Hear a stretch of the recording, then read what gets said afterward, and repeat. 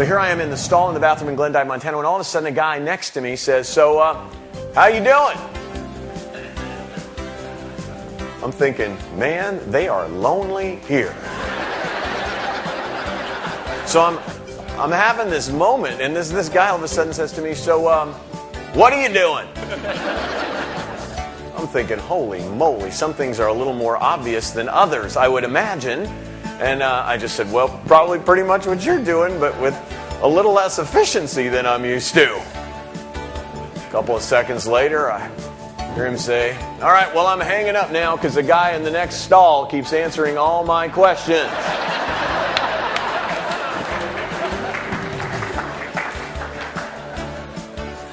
Sometimes it's not about you, but it's always about the customer. Often, speakers bring a one-size-fits-all approach to their presentations. By contrast, Dr. Joseph Michelli strives to create the ultimate speaking or consultation experience, providing everything from customizable pre-event audio emails, frequent pre-event planning meetings, and personalized post-event podcasts. Dr. Michelli turns your event into a memorable, enduring, and playful experience. Are we going to seize the opportunities of change, particularly as we understand the consumer more, to create a more complete experience for them? Because the world has changed economically. If you look at the way we made money, we used to make it in the olden days just by taking things out of the earth, and then all of a sudden we started to make things with the stuff we took out of the earth, and suddenly we were so busy making the things we took out of the earth we didn't have time to do our own laundry or wash our own cars anymore. And so then we went to a service economy where people had to deliver those services, and now today we are talking about service not being enough. We're talking about having to stage that entire service in the context of an experience. Dr. Michelli sparks individuals and organizations to have greater impact with colleagues and customers. Borrowing from his unique access to great businesses, both large and small, Joseph delivers powerful and relevant information and stories. He expands on and punctuates ideas from his Wall Street Journal, Business Week magazine, and USA Today best-selling book, The Starbucks Experience: 5 Principles for Turning Ordinary into Extraordinary.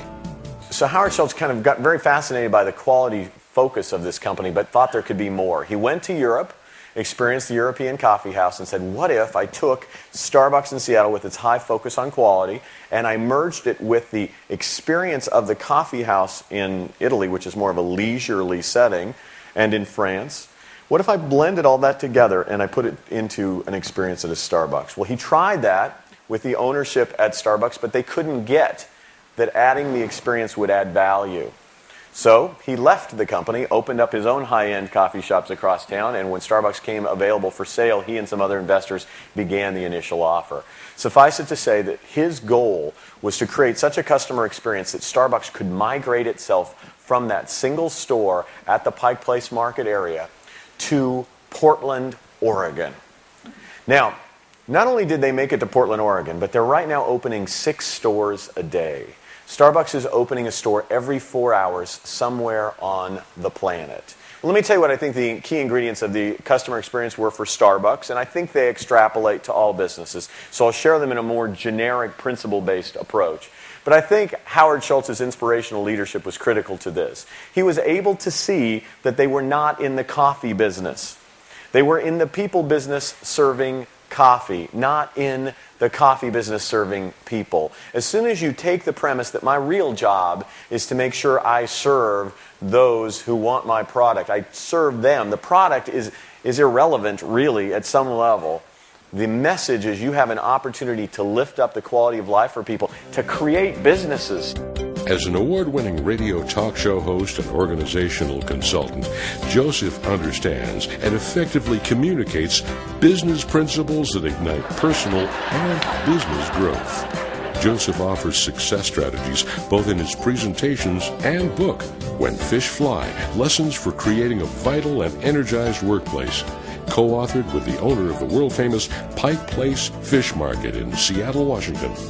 I do want to talk briefly about a little fish market in Seattle, Washington that I've consulted with, because they created a customer experience that was so significant that they revolutionized their business model. I'm going to talk to you about the world-famous Pike Place Fish Company, owned by Johnny Yokoyama. Bought the company in 1965.